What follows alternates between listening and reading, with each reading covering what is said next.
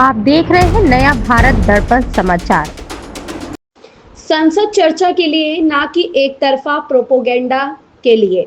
नक्सलवाद पर अमित शाह के बयान को लेकर सियासत तेज। अमित शाह ने सोमवार को लोकसभा में नक्सलवाद पर चर्चा के दौरान देश में नक्सलवाद खत्म होने का दावा किया। हालांकि उनके बयान पर सियासत गर्मा गई है। कांग्रेस सांसद ने कहा कि यह गृह मंत्री की नहीं बल्कि देश के सुरक्षा बलों की उपलब्धि है। कांग्रेस सांसद मणिकम टैगोर ने नक्सलवाद पर केंद्र सरकार के प्रयासों को लेकर केंद्रीय गृह मंत्री अमित शाह के बयान की आलोचना की और कहा कि इसका श्रेय गृह मंत्री को नहीं बल्कि सुरक्षा बलों को मिलना चाहिए। लोकसभा में वामपंथी उग्रवाद को खत्म करने के प्रयासों पर चर्चा का जवाब देते हुए अमित शाह ने आरोप लगाया कि छत्तीसगढ़ में सत्ता में रही कांग्रेस सरकार ने नक्सलियों को संरक्षण दिया।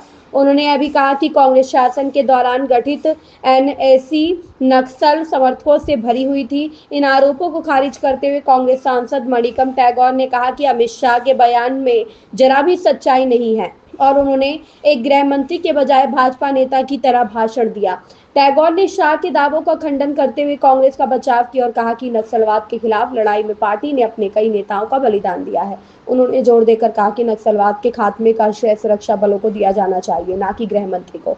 उन्होंने कहा, हमें उम्मीद थी कि गृह मंत्री अमित शाह अपने पद के अनुरूप बोलेंगे, लेकिन उन्होंने भाजपा नेता की तरह भाषण दिया। उनका भाषण पूरी तरह असफल रहा। वे केवल राजनीतिक आरोप लगा रहे थे जिनमें कोई सच्चाई नहीं थी। कांग्रेस पार्टी ने नक्सली हमलों के खिलाफ लड़ाई में अपने कई नेताओं का बलिदान दिया है। हम मानते हैं कि इसका श्रेय सुरक्षा बलों को जाना चाहिए, ना कि गृह मंत्री को, जो सिर्फ राजनीतिक बयानबाजी कर रहे हैं। टैगोर की यह प्रतिक्रिया उस बयान के बाद आई है जिसमें अमित शाह ने कहा कि नक्सली हिंसा में शामिल लोगों के दिन अब खत्म हो चुके हैं और नक्सल मुक्त भारत मोदी सरकार की सबसे बड़ी उपलब्धियों में से एक है।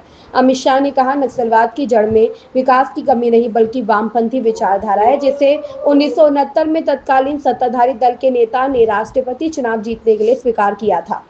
आप देख रहे हैं नया भारत दर्पण समाचार।